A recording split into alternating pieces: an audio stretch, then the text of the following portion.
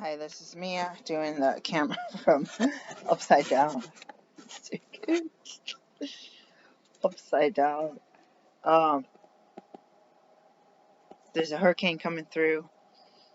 The sad news is, some of the sad news is, my guinea pig, our guinea pig, me and my kids' guinea pig died today. He was in his cage, not moving. So I was on the phone while they did the funeral. So they had to determine that he had a rigor mortis. It's so sad because last time I came out, right before Cosmo died, his roommate, and then his cage mate, and then this time we just saw him and then he died. But he was sick about 5 days ago. I mentioned something about the vet. I thought we had a magnet on the fridge. I didn't even go into detail about that. Um, I feel like let me ask actually. Well, my boyfriend's coming home, so I got to make sure he can get the this order, because it's not this BJ's order has not been giving me any way to, like, usually you get on there and it says um, that your order is ready. Let's try to click on the link. It says install.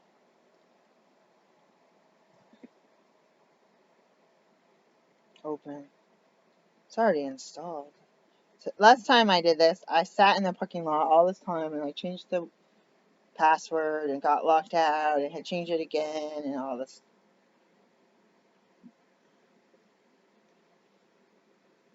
I'm not even gonna try to redirect. So let's try to just click on it again and see what happens. So open.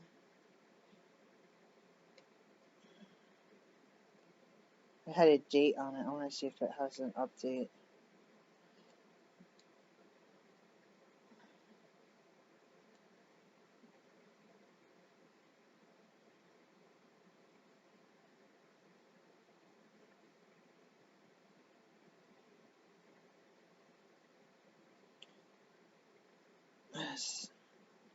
This is kind of a hassle. So I ordered this stuff and then my boyfriend went to go get stuff.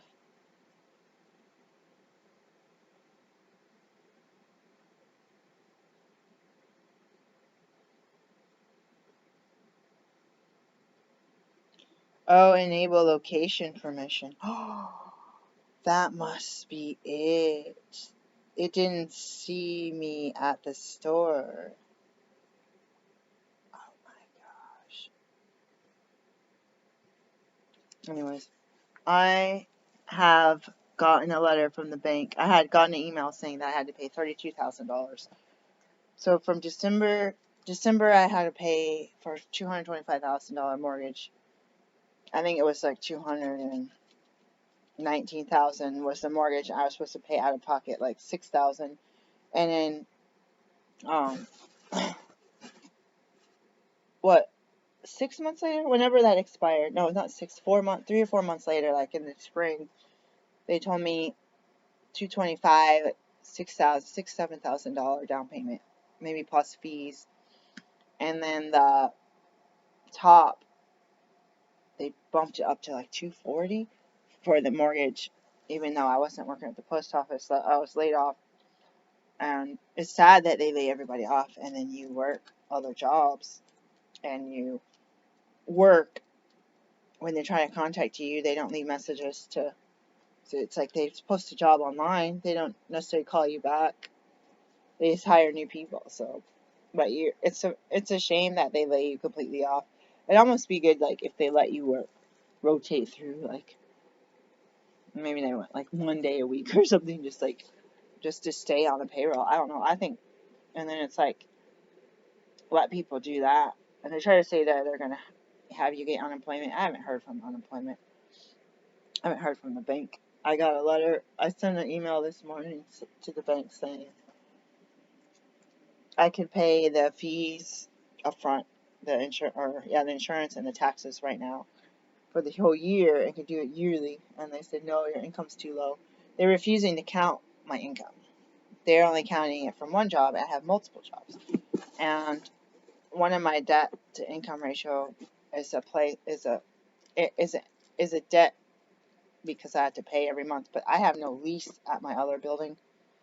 I can get rid of that. I just have to have them move my medical table out and my 2 file cabinets and then return the phone, which I was about to shut off anyway, and then grab my coat rack, my clock, and then I gotta find the keys to get into the medicine cabinet or something. Those keys actually got lost. So I have this cute, I don't even know if it's IKEA. I have these cute things on the wall that I might not actually be able to take with me because the key is missing. Anyways, I have the no lease since like October 2019, so it's pretty much on month to month. 2019, I just pay it. Anyways, that's for COVID made things weird with doctor's offices not being open in Oregon and all this. So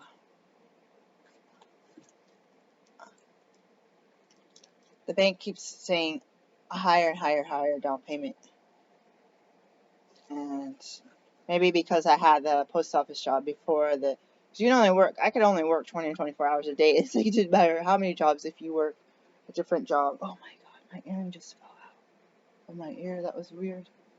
Anyways, I got a letter 2 days ago, I think, that said interest rate for paying $27,000 down payment. I guess that's on top of what I already paid. 2.75%, which is the lowest they had me. They should be low anyway because my credit score is really high. The mortgage is low, and the paper, I didn't sign it. And I was looking at it through my phone, and then I got another one today. I said, why do they keep sending the same thing? And I looked at it. I had already emailed saying I'd pay the taxes, and they said, I don't care. We don't care. I said, why is it their decision? Why isn't it the underwriter's decision? I ended up having them getting an email probably after, you know how you get an email that you got an email or a document online, please check the status of this document. So I had written the email like at 5:30 in the morning, and then later on I saw that there was an email for paper, and I thought, oh, it's going to be a denial letter, so I can hurry up and forward this to my realtor so they can forward it to the sellers and make sure I don't forfeit my $5,000 that I paid within 24 hours of doing a contract on May 12th, 2021. And we potentially had money to gather. My tax returns got screwed up. I would have dealt with that. I would have called the IRS directly. Everything got screwed up. If I would have known they wanted more than a certain amount of money, all the banks that I want to check money out of, it's 3:23 p.m. They're all in the city, and I'm in a rural area. It would be right now about an hour or two to drive to get to the bank and try to figure out, do I shut this account down? I don't even know about one of the banks. I only checked one. That's 50-something minutes away from the town without traffic. And I'm like, did I get a cashier's check? But my checkbook is out of that bank. So how would I grab money from these banks if I didn't set up like Zelle or something and move it? I can't just put it on Google Pay because now they're not letting you do instant transfers. They're charging you, it's a minimum fee and a percentage. I can't remember. So everything has changed, and even that kind of stuff, you have to set up accounts and verify your identity and that you own the account, and maybe do practice, put 2 deposits in and tell us what those are, all that stuff. So I would need to physically go to the city and go from place to place. If you shut an account down, if you can do it on the phone, then they're gonna probably try to send you a check. They might do it, but I didn't even ask, because the reason I had to shut the account down is because they have such a high amount of minimum balance to keep you from having the $5, $10, or $15 service fees, And I don't need to, I mean, maybe if it was for a month or two until the tax return came and say, well, I'll get $45 in fees in 3 months, it's not worth it. $45, I might as well put it in another account. And again, COVID has me away from these physical locations where I can go in and talk to somebody. And I had gotten a little bit screwed over from one bank telling me that if I register this other number under a different EIN, it's a different business, that I would get one of those money things, $300 rebates or whatever. You make so many purchases, like 5 purchases in 3 months, and keep a minimum balance. But then the minimum balance goes up, so that money's just tied up because that business. Anyways, I want to shut down this one bank account. Anyways, it's partly why I took a chance on these other banks. It's a big mess.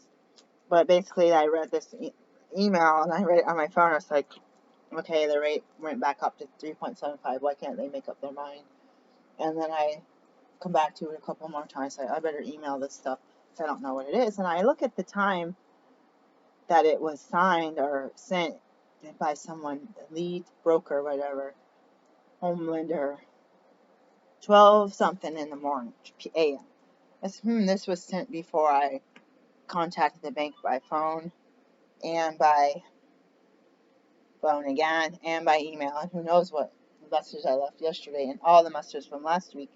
Nobody responded to my messages from the bank and saying that last month was the expiration of my contract for the commitment letter, and the closing was supposed to be 6/14. So the insurance policy that I ordered is canceled and unpaid. So that's under my name, non-payment.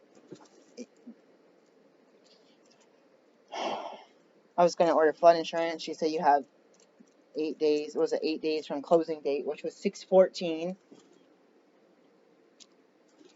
Anyways, so now it's saying yesterday, 2 days ago, the mortgage was $92,000, and today it said $109,250. I was like, what is it? I said, I'll sign that. If you get me something like that, I'll print it out and sign it and upload it.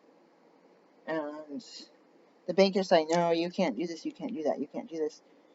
And I'm just like, even if they approved it 2 weeks ago, they didn't even have the appraisal.